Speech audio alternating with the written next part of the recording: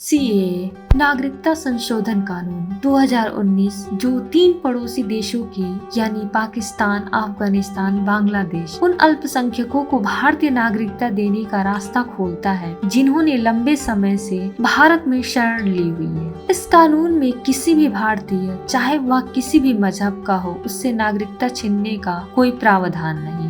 वहीं 11 मार्च को जहां नागरिकता संशोधन अधिनियम यानी सीएए को लेकर नोटिफिकेशन जारी कर दिया गया। आपको बता दें कि भारतीय नागरिकता कानून पर 5 साल पहले ही मुहर लग गई थी, लेकिन अब जाकर के इसे लागू किया गया है। तो दोस्तों आइए जानते हैं सीएए यानी नागरिकता संशोधन कानून के विषय में ऐसे ऐतिहासिक तथ्य नॉलेज फैक्ट 109 यूट्यूब चैनल पर।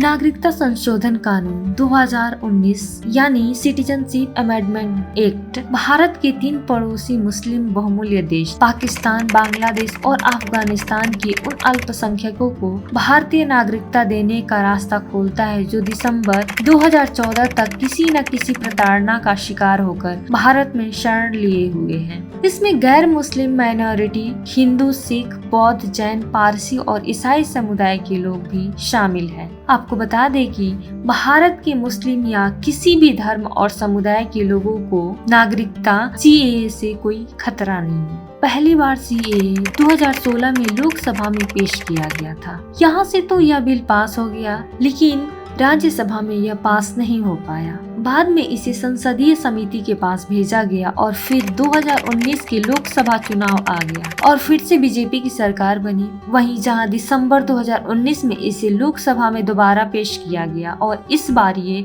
लोकसभा और राज्यसभा दोनों जगहों से पास हो गया। इसके बाद 10 जनवरी 2020 को राष्ट्रपति द्वारा इसे मंजूरी मिल गई। आपको बता दें कि सीएए लागू होने के बाद किसे नागरिकता देनी है और किसे नहीं देनी है, ये नागरिकता देने का पूरा अधिकार केंद्र सरकार के पास होगा। पाकिस्तान, अफगानिस्तान और बांग्लादेश से आए हिंदू, सिख, बौद्ध, जैन, ईसाई और पारसी धर्म से जुड़े शरणार्थियों को भारतीय नागरिकता दे दी जाएगी। वहीं जो लोग 31 दिसंबर 2014 से पहले भारत में आकर बस गए थे, केवल उन्हीं लोगों को नागरिकता दी जाएगी। वहीं सीएए कानून के तहत उन लोगों को अवैध प्रवासी माना गया है जो भारत में वैध यात्रा दस्तावेज के बिना चले आए हैं या फिर वैध दस्तावेज के साथ तो भारत में आए हैं लेकिन तय अवधि से ज्यादा समय तक यहाँ रुक गए हों। वहीं आपको बता दें कि सीएए को लेकर के विवाद के लिए तो नागरिकता संशोधन कानून में अफगानिस्तान, बांग्लादेश और पाकिस्तान से विशिष्ट धार्मिक समुदाय को अवैध प्रवासियों के लिए भारतीय नागरिकता देने का प्रावधान है। इस पर कुछ आलोचकों का कहना है कि ये प्रावधान भेदभावपूर्ण है क्योंकि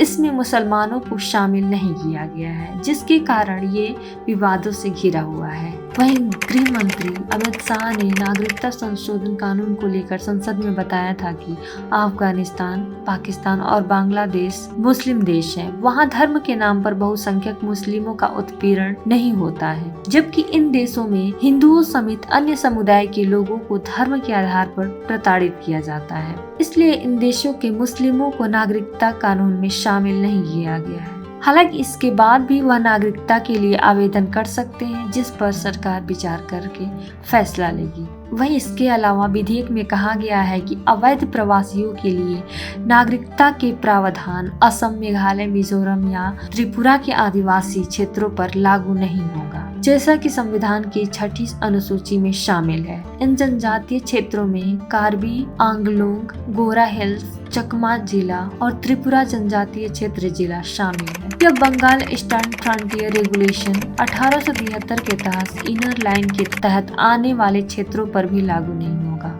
इनर लाइन परमिट भारतीयों को अरुणाचल प्रदेश, मिजोरम और नागालैंड की यात्रा को नियंत्रित करता है।